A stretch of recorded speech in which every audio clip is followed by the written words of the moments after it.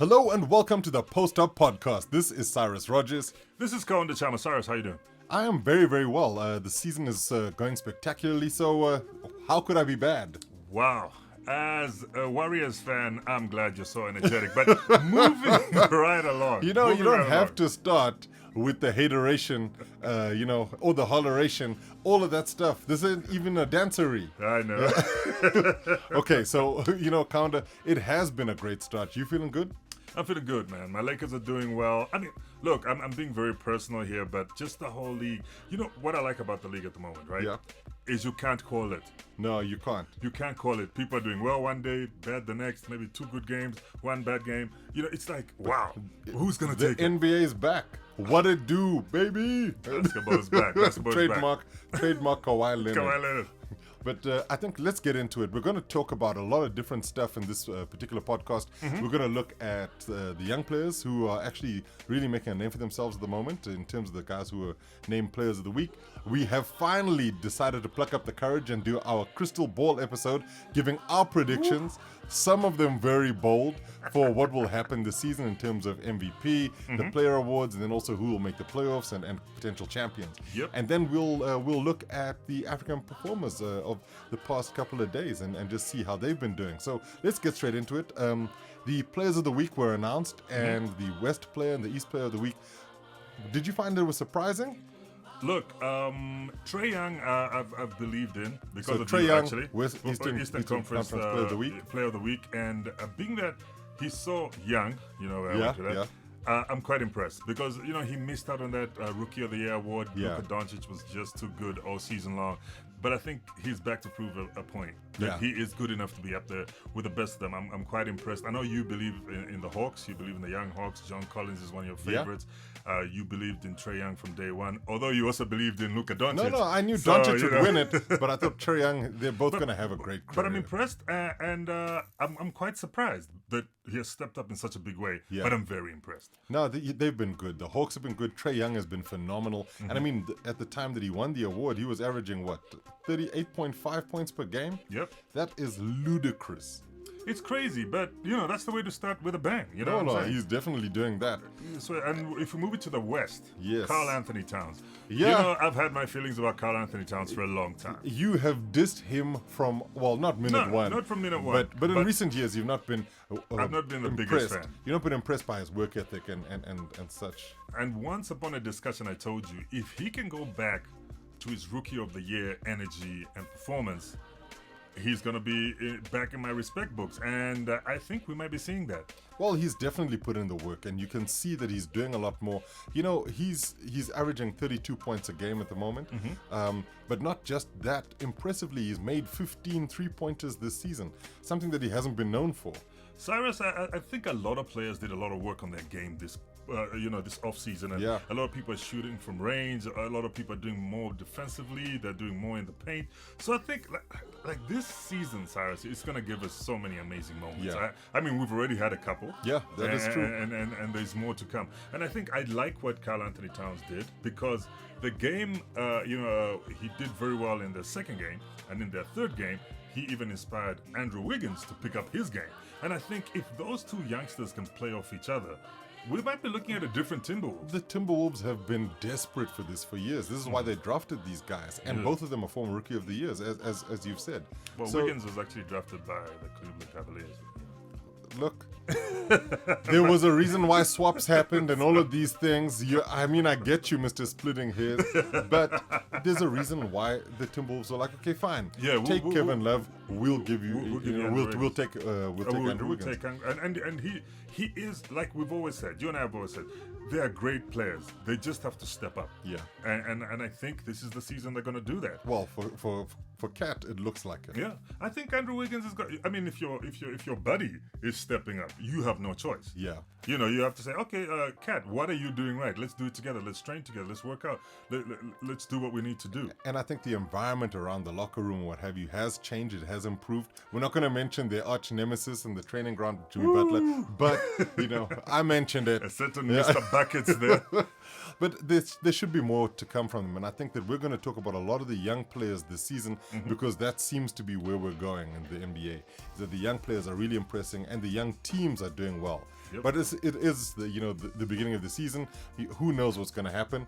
And perhaps that's why we're going straight into our predictions, because we're going to start trying to guess as to what's going to happen this season. Are you ready, Kaunda? I'm steady. Okay, Let's okay. go. All right, so what we're going to do is we'll look at it in terms of like the sort of player awards, and let's start with most improved player. Who do you think would win the most improved player? We're sort of a week into the NBA season, a few games in. Who's going to be the most improved for you? Sticking with the trends, I'm going to go with Trae Young. Okay. There's something about this youngster. The motor is running. Yeah. The motor is running really good. I know Karl-Anthony Towns, if he also maintains, might have him up against the wall on this one. But I think I'm going to go with Trae Young just because I think, to me, he reminds me of a young Steph Curry. And I think we've had this discussion before. Yeah, we have. Yeah. Underrated. People think he's so They small. count him out. They count him out. And I think after not making it to Rookie of the Year, he's definitely going to work at getting that Most Improved Player award. And I guess this is the sort of thing we've been talking about. Like on Post Up Zone, we'll be talking about players with a point to prove, and Trae Young will be one of those. This was also a tough one for me because you mentioned the two players in terms of Karl-Anthony Towns and Trae Young, and I'm also leaning towards Trae Young here. Oh, really? I think Trae Young is going to be the guy. I feel right behind him will be Karl-Anthony Towns. I was about to say, I thought you'd go to Cat because you've been a Cat fan, sort of. I've liked his game for a long time. He's really had sort of fallen off, and I think there was a lot of mental stuff he needed to deal with in terms of the growth and getting back to the level that he should be playing at, because Karl-Anthony Towns is the kind of player who, physique-wise, could be battling with the likes of Joel Embiid and should be. And the fact that he's got what looks to be a really good three-point shot, that puts him in the category of the likes of Al Horford, So I think that once you start seeing that, this really is, cause for some serious celebration for Karl-Anthony Towns. But Trae Young will go from that massive jump from being a rookie to a sophomore who's doing it well. And I think that's why I'm picking him for most improved. So we agree on Trae. We agree on Trae Young. Then let's differ a little bit. Right. Defensive Player of the Year will be the next category. This one's going to be tough. Because it's hard to call now. Yeah. Not a lot of games being played. I went with somebody I know. Okay. Miles Turner. Miles Turner for Defensive Player of the Year. Of the Indiana Pacers. Yeah. I think he does a lot on the defensive end, and I think a lot of people underestimate this young man. He's got the hops. He can protect that rim. Yeah. Besides the, I'm saying the okay. You're saying that but we'll see you by playoffs time. Midway through the season, I'll be like, have you seen Miles Turner's stats? Because I know he's still young enough to perform at peak like he did last season, and I think Miles Turner, I'm going to give him Defensive Player of the Year. The reason why I disagree with you is that I think that the Pacers' defensive record is going to be horrible this season. Okay. And based on the fact that I don't think the Pacers are the same as they were last term. They've lost a lot of pieces here and there, and so there's a lot of pressure on them to perform. Okay. And I just don't see it happening. I like Miles Turner, actually. Look, sometimes adversity brings the best out of people. Yeah, sometimes it does. But I also look at it in terms of the way people look at these stats. And can you be the Defensive Player of the Year if your team is consistently losing? And I think that's going to be one of the things. My pick has gone in the opposite direction. Okay. Because I think this is somebody who could be seen in the MVP conversation towards the end of the season. I'm going with Joel Embiid. Joel Embiid. I think Joel Embiid is going to be a beast on both ends of the floor, and I think one of the things he's going to focus on this season is the defensive end, and he doesn't want to have a Kawhi shoots the winning shot in his face moment again. Ever again. So I think that's what he's going to be focusing on is making sure that his defensive game is going to be solid. People are going to be fearsome of him when fearful of him when they come to the paint. They're going to see this wall of Embiid, and he's going to do the job. So I'm going with Joel Embiid for Defensive Player of the Year. Look, a Kleenex endorsement aside, I might want to agree with you. No, I might want to agree with you on that because offensively, he's got it all. Yeah, he can shoot from range. He can own the paint. he can body bash with the best of them. And I think you bring up quite an important point. I'm still gonna stick with Miles Turner, but I think your Joel Embiid, I can respect that call. I respect that pick. That's all we're asking for. Respect the pick. We'll both be wrong at the end of the season. Rudy Gobert does it back to back. But and does his thing. why not? I mean, this is the bold predictions here. All right. So, 6th man of the year. Now you're gonna accuse me of things here that I didn't think. Say what you gotta say. Is gonna be Dwight Howard, because I think this second tenure at the Lakers has him having a point to prove. He's leaner than he's always been. Yeah. He's in good shape. He's in good shape. He's in good shape. And I think he also is one of those players who's got a point to prove. You know, they've always spoken about his attitude, about he's not the best of team players, so on and so forth. And I think him playing alongside the likes of Anthony Davis and LeBron James, he's bringing out a different energy. You know, it really is. He had his confrontations with Kobe. You know, the time wasn't right. I think the first time he went to the Lakers. That superstar mentality, right? And he did kind of have that superstar attitude, because coming from the Orlando Magic at the time, he was Superman. You remember? He had this whole hype, the dunk competition stuff, and now I think he's humbled a little bit, and then he's ready to put in that work. Let's put it this way: it's not the beginning of his career. No, we're going towards the tail end of it, and now's the moment where he's got to show what he's got. I'm gonna say something even more insane. I almost went with Dwight Howard too. Really?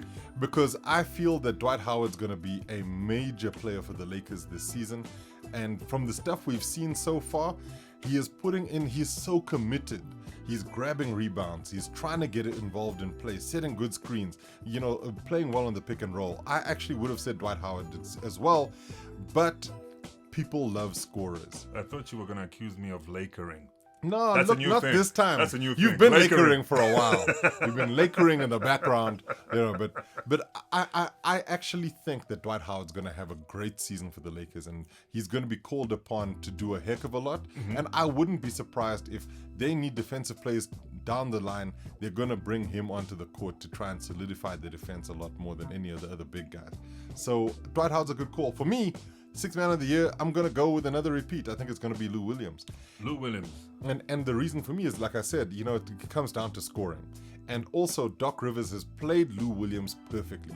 Yes, he might start a lot more games.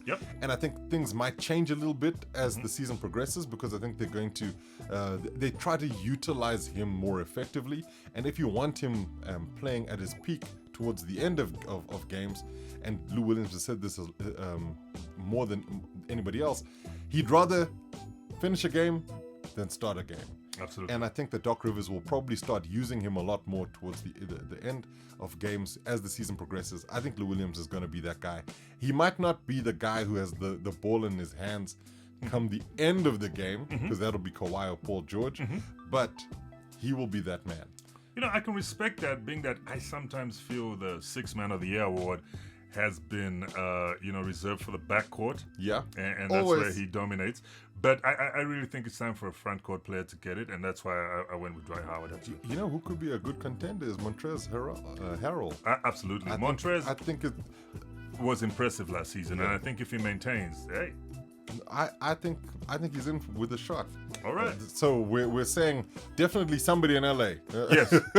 They could be in purple and gold. They could be in blue and white. Blue and white. But somebody in LA. in Los Angeles. Okay. So rookie of the year.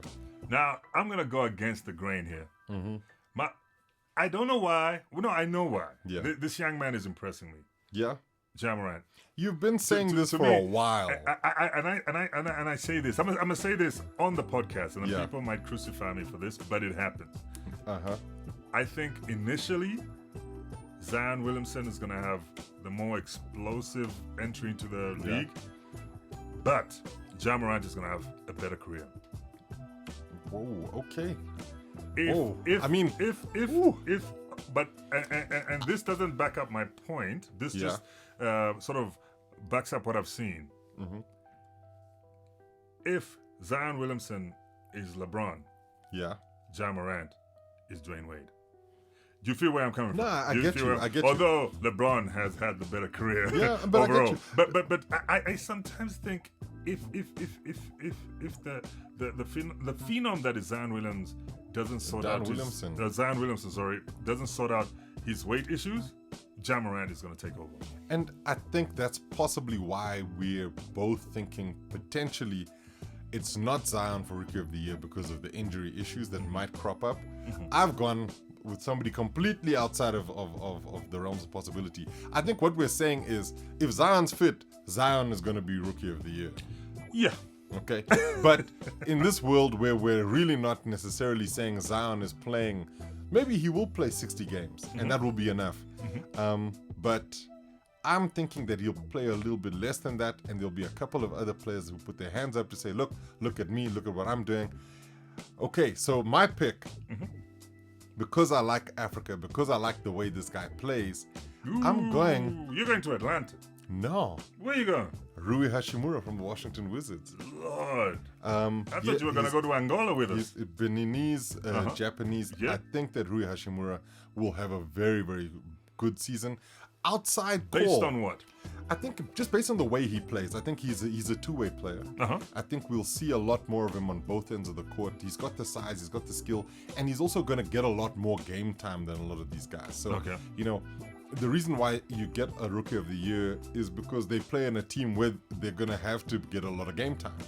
And Hachimura, for me, will have a lot of game time in Washington. That's a wild card course, Yeah, it really is. This is big calls. And if We're you're making right, big calls. and if you're right, I might owe you that burger meal. Well, I don't know if you know who I think is going to be a real front runner for Rookie of the Year.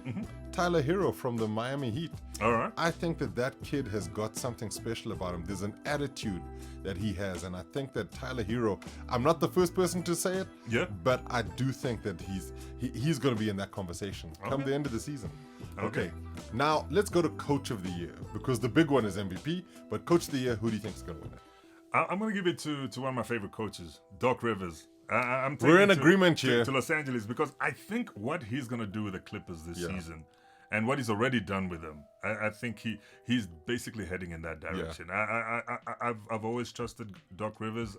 I loved what he did in 2008 with the Celtics when they won the championship, and I've always had respect for him. I mean, I know he's had his struggles at the Clippers, but I think right now he's got that formula that's going to make him shine again, and he could be up for that accolade. I think I agree with you. I mean, I said I'm also agreeing with you. For me, Coach of the Year, Doc Rivers, and I think it's got to do with how he manages that team that he's put together at the Clippers, and also how well they play. I feel the Clippers are going to have the best record in the NBA, and Doc Rivers is going to be a real big reason behind that. And when you look at the rotations that he's using, the way he's using the players, and the level of maturity they're playing with, it's really fascinating to see. And I think the other thing about it is that Doc Rivers also knows how to work these guys. One of the things that came up after the Clippers lost recently was Doc Rivers laid into them. He said, you guys think you're champions already, we got to work. And so they did a lot more film work, they did a lot more on-court work, working on their offense and making sure that they don't struggle, and then they went and won the game after that. So I think Doc Rivers is a good call for Coach of the Year. Right, MVP. I'm going to call it. Yes. This man is going to shock us. And the reason why he's going to win this is because of... shock? Well, cannot shock. That's a big word. He's going to surprise us. Okay. It's all going to be based on the amount of work he's going to do to potentially make this team win. Yeah. Right? And that's one, Kawhi Leonard. To me, I give it to Kawhi Leonard because I was going to say Giannis might go back-to-back, but I'm seeing Kawhi Leonard also putting in a lot of work and coming off a championship-winning team in the East. Yeah. He potentially is playing on a championship-winning team in the West. Yeah. And he's going to have led that team and this team to a championship. I can. You don't see it going to anyone else. I don't see it going to anyone else. Yeah, and look, I've also gone with Kawhi Leonard for MVP. What? Year. Yeah. Were you looking at my notes? No, ladies and which gentlemen, is crazy. I thought you'd go with Giannis. But I think your reason for it made a lot of sense to me, because I think Giannis was the best player on potentially the best team in the NBA that wasn't in the West, right? And in fact, the Bucks had the best record in the NBA last season. Yes. And he really was phenomenal. And I think that the Bucks could potentially have the best record in the East this season, with Giannis doing even more. Having stretched his game, he'll sort out his foul trouble issues, I hope. But I think that using that formula of best player on the best team, Kawhi Leonard will be that guy. Okay, I'm glad we agree. Well, there was no way you were gonna go with Doc Rivers and not go with Kawhi. Yeah, that's basically it. And the other thing being, Kawhi's never won the MVP before. Yep. Right? He's won a couple of finals MVP. MVPs, so this is the one that he'll go for. And like you also mentioned, that also comes down to how much he plays. Absolutely. And I think that even if he doesn't necessarily play every single game, I think that he'll have enough of a say in all of those games for it to be like Kawhi's done it and he's going to win the MVP. So nice predictions. I like that we agreed on a lot of stuff. I also like our disagreements. Look, we clearly spend a lot of time together. We clearly do. But I hate it when I agree with you. Well, you're gonna have to. You should have gone like with Mike D'Antoni or something. No, it ain't happening. I think we're calling it like we see it. Now, while we've gone for the player awards, let's actually look at how things will work in the season itself, and look at the sort of the teams. All right, Kaunda, I want to know how you see the regular season going and what teams you think will make the playoffs in the East and in the West. I'll give you my predictions on this, but I want to hear yours. Okay. We're gonna start with the East. Yeah, so start with the East. Mention the teams, I think and then you can let's list the teams, and then you can tell me, why you think that those will be the ones. I think it's gonna be a very tough season on both. Conferences. In both conferences, Yeah. It's gonna be really tough. But if I look at the East, at the top, I got the Philadelphia 76ers. I think they're solid, and I read something which I still have to prove, that the Philadelphia 76ers are the only team in the NBA with a starting five that has no tattoos. It ain't true. Do you want to see that starting five? It ain't true. Why? Ain't true. We'll look at that later. Anyway, yeah, because I think Tobias Harris has a couple, and doesn't Ben Simmons have a couple? No. Not visible ones. Anyway, let's keep it moving. Okay. Little John in this one. Yes. So the 76ers, Philadelphia 76ers, the Milwaukee Bucks, I think they're going to make a big push again. I think they want to see the conference finals. Yeah. They actually want to see the finals. They want to take on whoever's winning in the West. The Atlanta Hawks, I think they're coming with enough energy, and I think that they've got enough power in that semi-young squad. Big shout out to Vince Carter. I think they need to do it for Vince. Give him one last playoffs appearance before he bows down. Yeah. The Brooklyn Nets, without KD, I still think they have enough in the Kyrie leadership, because their pieces are more or less the same as they had last season, and they made it deep into the playoffs. They've actually upgraded at point guard position, replacing D'Angelo Russell with Kyrie Irving, who is one of the elite point guards, if you will, in there. And then I got the Washington Wizards. As much as sometimes they might struggle, I'm blinking. I cannot believe it, but yeah, they make it to the playoffs, and you're like, how did you guys arrive? Well, we were on the bus behind yours. You left the door open. Yeah, so we snuck in. And the Boston Celtics. They've had some changes, but that's not in order. Like you sort of started at the beginning, but I sort of ordered it at the beginning. But these are the teams that you think will make it. This is just the 8 that I think will make it. You got the Boston Celtics, because I believe in Brad Stevens, and I still think the makeup of that team there won't be a high arrival. They'll probably be in the bottom 3. Yeah, the Boston Celtics. Then I got the Detroit Pistons. Why? Because I believe in Andre Drummond. I believe in I was gonna say Thon Maker, but I do believe in Thon Maker. And they've got my man Derrick Rose. I think he's gonna do great things there. I know a lot of people have written him off, but I think the Detroit Pistons are gonna do well. Is Blake Griffin healthy at the moment? Not at the moment, but they're expecting him to be back. He should be back. So you can imagine Blake Griffin playing alongside Derrick Rose. I think that could bring back the whole Lob City situation, and Andre Drummond to clean up any missed things there on the board. And they still got the Reggie Jacksons of this world or whatever. I'm not a massive fan of his, but he's a solid enough player, and there are a lot of players in that team that could do well. And my 8th pick, which I think is actually going to be in the top 5, is the reigning champions, the Toronto Raptors. I think although they've lost Kawhi and Danny Green was like a loss, but he was a big part of this. He was a big part of the success. But I think the Toronto Raptors shouldn't be written off. I know they've lost the piece that people attribute to the Yeah. winning the championship Yeah. in Kawhi Leonard, Yeah. but still, I think they're strong enough. I think they're motivated enough to make it into the postseason. So that's my 8. So Philly, Milwaukee, Atlanta, Brooklyn, Washington, Boston, Detroit, and Toronto. Kaunda, we clearly spend way too much time together. But maybe it is a case of great minds think alike. Uh-huh. Because I have agreed with you on every single one of those picks, bar one. Wow. Right? So I think the 76ers are going to be there. The Raptors, the Bucks, Celtics, Nets, Pistons. I also put them in, and the Hawks. The Bucks. one team you haven't put in that I have is the Heat. That I think the Heat will be there ahead of the Washington Wizards. I think if there's one thing that they've done well over the years is stayed near postseason contention and Yep. playoff positioning. And Eric Spoelstra is a really smart coach. And we're seeing something special happening with them, with that kid, Nunn. He's looked really good. He's just given them so much, and you didn't really expect that. Bam Adebayo is also starting to have a good season as well. So it's just that I think And they got Jimmy Butler in the offseason. too. yeah, Jimmy Butler hasn't even played yet. Look, Cyrus, I was juggling them with the Washington Wizards, but the Washington Wizards are full of surprises. That's why I went with the Wizards. But I was thinking, should I go with the Heat? I would have even put the Orlando Magic. I know you know and the last Magic, season. yeah. You know last season. But I was trying to be realistic, and I'm working with the top 8. But that's why I went with Washington instead of Miami. But look, you might have a point.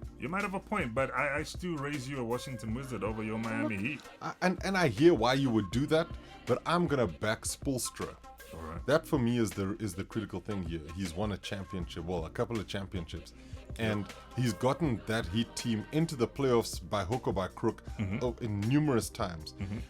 And that was with a Dwayne Wade who was sort of on the decline. Yeah. Now he's gotten rid of a couple of guys like your Tyler Johnson's left, that sort of stuff. And I think we're going to see a lot more from them. Yes, there might be chemistry issues like Dion Waiters, his suspension and that sort of stuff. But I think that they'll have enough playing potential to make it. So I think the Heat are in. And the other thing was for me, the Hawks. I like Trae Young. I like John Collins. I like what they're doing. Lloyd Pierce, their coach. He's done very well. We mentioned Coach of the Year. I think Lloyd Pierce is going to be in that conversation as well because this Hawks team shouldn't be as good as they have been. But they're playing some good basketball. That's when we start using phrases like well coached, right? Exactly. And this is the thing. You allow the skilled players to do what they do, but the coaching comes in and allowing them the opportunity to do that because the other players are doing their jobs. So I think that's why the Hawks are going to be there. And the Pistons, I'm backing Blake Griffin to form a triumvirate with Andre Drummond and Derrick Rose, who's been a really great player off the bench. He's also potentially, if injuries skip him this season, a potential sixth man of the year. So we'll see how things go there. Right, the Western Conference. This is going to be the one. But I think in both conferences, it's actually going to be relatively simple to pick 6 teams who will be there, and then it comes down to the last 2. Exactly. Okay, I've gone with my Lakers. Yeah. Then the Clippers. Yeah. Then the Rockets. Then the Nuggets. Yeah. Then the Jazz. Yeah. Then the Trailblazers. The Spurs. And the Minnesota Timberwolves.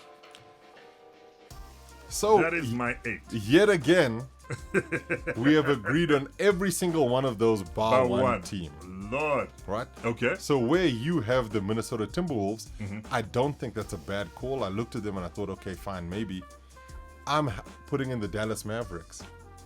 Dallas Mavericks. I actually, that's a great call. I'm putting in the Dallas That is a Mavericks. great call because Doncic and Porzingis are looking squeaky They're clean looking together. really good together, and I think Rick Carlisle's managed to get a good blend in that roster, and I think that the guys have got what it takes to make it into the postseason. And if there's one thing that I also know about the Dallas Mavericks, that if they need help before the trade deadline comes, they will try to make a plan to bring people in. And so they've got a relatively good roster. There are not too many superstars outside of the Doncic and Porzingis duo. So it will be interesting to see how all of that works, but I think the Mavs will have enough.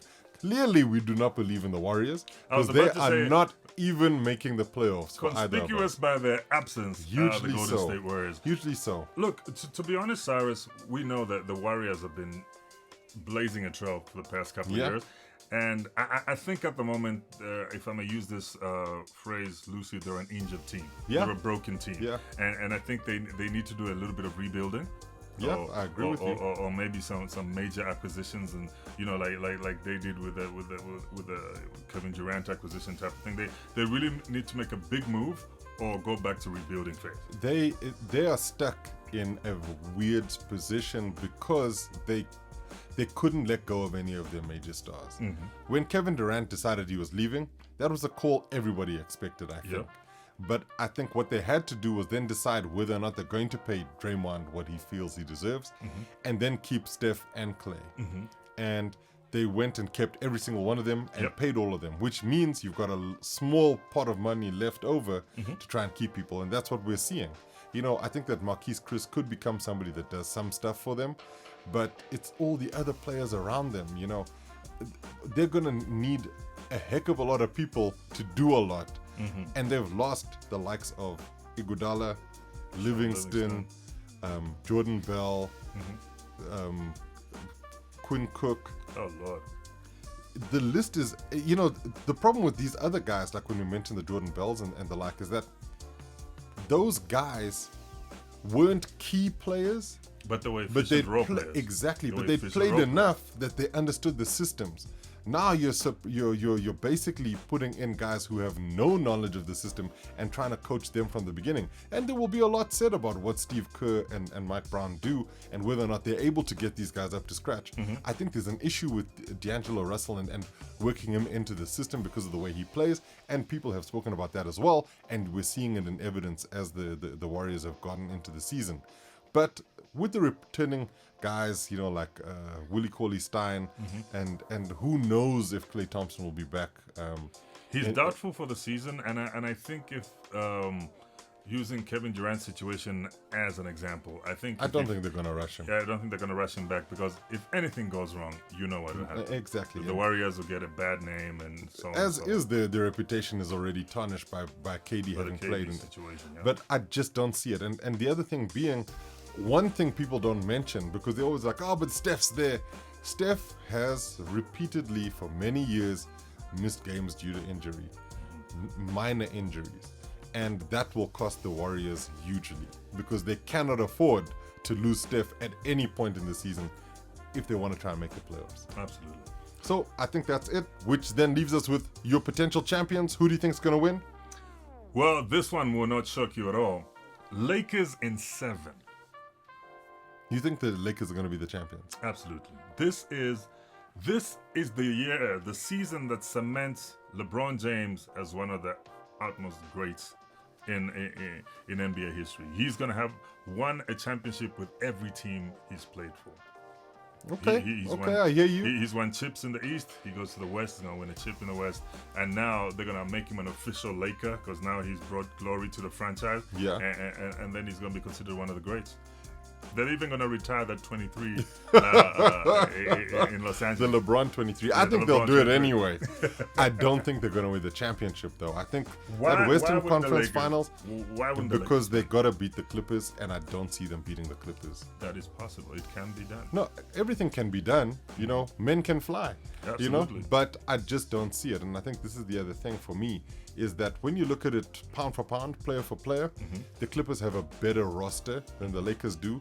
The difference being the Lakers have a LeBron James who is phenomenal and can do anything, and an Anthony Davis who really can be unstoppable on the best of times. But having said that, when you look at a Clippers team that has Kawhi Leonard, even if Paul George didn't play, I would actually pretty much back the Clippers this season because of the guys they have around them. When you've got Lou Williams playing point guard, and you've got Patrick Beverley who gives you that defensive stuff, who might play shooting guard. You've also got the likes of Landry Shamet, who's been fantastic with his three-point shooting. Montrezl Harrell, he gives you a lot of production and will be cleaning up the glass. There's a whole bunch of players that I like on the Clippers that I think will be the key difference makers. But then you add in a Paul George who is clutch, you add in a Kawhi Leonard who is clutch. But obviously, Paul George and Kawhi rotate for each other, don't they? So they will play both of them. You will rarely see them both on the floor. I think that you're going to see a lot more of that, especially in the playoffs when they need them. That when you look at it, lockdown defenders, both of them, and they'll get you points on the other end of the floor. They're going to make room for those guys to play because.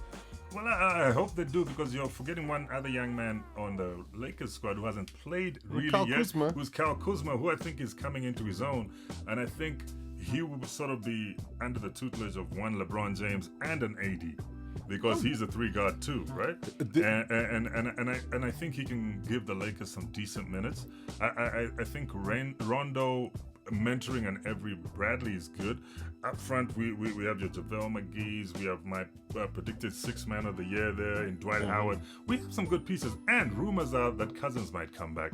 I know he's injury prone, but he has a presence. I would not be backing Cousins to do much this season, considering what we saw with the Warriors. I think that if he's smart, he'd try to get as healthy as possible and don't rush back. But I think his body seems to be the kind of thing that heals quite quickly. Yeah. I hear all of your points about the players that are there and what have you. I just think then perhaps the defining difference might be what the coaches do and how they set their teams up, and also what happens with regards to health, because it's a long season. We want everybody to be at the. Who ever thought that the Golden State Warriors would be that injured at the end of last season, or that LeBron would miss so much of the last season because of injury? Due to injury. So I think our predictions are obviously all things being equal. Exactly. But the thing is, we haven't even spoken about who you think the champions are going to be. I think it's going to be the Clippers. Are you That's going why with I've the been talking about them, yeah. All right. I think that it's going to be the Clippers because I think the Clippers will get past the Lakers in the Western Conference Final. That's the way I see it. And I think that they will then be the de facto team to beat. And I just don't know if anybody in the East, whether it be the 76ers, Bucks, or Raptors, or Celtics, or whoever, will have enough to beat this Clippers team. Okay, Cyrus, I'm putting you on the spot now. Who's coming out of the East? You have to make a choice. Okay, now this dead silence means I'm thinking. It's been a tough one for me because Cyrus, I do think it's been between the Bucks and the 76ers, and I think I'm going to go. I've often gone with the 76ers because I like Joel Embiid. I think that they're going to push to really do more this season. But the more I see of them, the more I think Giannis is going to take this Bucks team to the finals. I think it's going to be Bucks-Clippers final. I'm backing the This Bucks. is the first time I've actually said that out loud. I am backing the Bucks too. Because I think it's time for Giannis to make an appearance in the conference finals. And to make an appearance in the finals, in the NBA finals, and I think he's gonna meet LeBron. But we're gonna rediscuss this one. I think Giannis is gonna meet LeBron and AD, and it's gonna be fantastic. He's got team length. Yeah. And one thing I like about, if you look at the Lakers makeup, they're also sort of These team are a length in the relatively West. big team, So it's yeah. gonna be trees versus trees. That is true. That's gonna be fantastic. But look, It's just like whose trees shoot better. yeah. And the likes of Ersan Ilyasova and Brook Lopez could have a thing or two to say. Absolutely. But yeah, it'll be interesting. I think that also Coach Bud at the Bucks, what a coach! I think This is fantastic. he'll find a way to get through and make it to the finals. That's my call anyway. I think Mike Brown might be the one who pays the price at the 76ers. Okay, so let's end off the podcast by looking at our African performers and the guys who perform well, and it's the same three guys. Well, look, if you're good, right? That is basically it. Don't be a hater. We're looking at Joel Embiid, Uh-huh. Giannis Antetokounmpo, and Pascal Siakam. Joel Embiid had a phenomenal last couple of days. He's averaging 25.5 points a game with a best performance of 36 points and 13 rebounds in the win against the Hawks. I mean, that's phenomenal, right? Yep. Is he in our MVP? Do you think he'll be in the MVP discussion? I think so. If he's up there for Defensive Player of the Year, as I've predicted, I think he's going to be a key player for them offensively anyway. So once you do that, I think him and Jokic will definitely be in the MVP conversation. Giannis had a great past couple of days, so he's averaging 24.3 points a game. His best performance came in a loss against the Heat, but he had 29 points, 17 rebounds, and 9 assists. Just 1 assist short of a triple-double. Wow. No, look, I believe in Embiid. I believe in Giannis. Our third player as well. I think Africa is representing so well. key players in big teams. In the Pascal NBA, so- Siakam is the third African player to performer of the week for us, and he's averaging more than Joel Embiid and Giannis. He's averaging 27.5 points a game, with his best performance coming in a loss against the Celtics, but it was 33 points and 8 rebounds. Cyrus, I'll ask you this again. Yeah. Is Pascal Siakam an all-star this season? Can I put it in all caps? Please. Yes. That's the all caps, yes. He's going to be an all-star. For me, I see it. I cannot unsee it. Do you think he'll be a starter or reserve? Or it doesn't matter? Jeesh, now you're asking questions. Or it doesn't matter. I think he'll be a starter because it's really tough. I think it comes down to who the captains will be. I think we're probably going to see Giannis captain the sort of team Giannis, which Giannis would be again. the east side. And I think that from there, that means that perhaps Pascal gets picked. But I do think he'll be a starter. If he carries on like this, I don't see who goes against him. All right. Well, that's it for this edition of the Post Up Podcast. It's been emotional. Yes. A lot of agreements. I know. I expected more disagreements, Cyrus. I'm going to stop hanging out with you. Yeah, let's do that. Yeah, maybe I'll watch some other sport for a while. Okay. And not hang out. Handball. I Yeah. think that's your game. All right. Well, from me, Cyrus Rogers, And for me, Kaunda Chama. it's been fantastic, and we'll see you on the next one. Yep.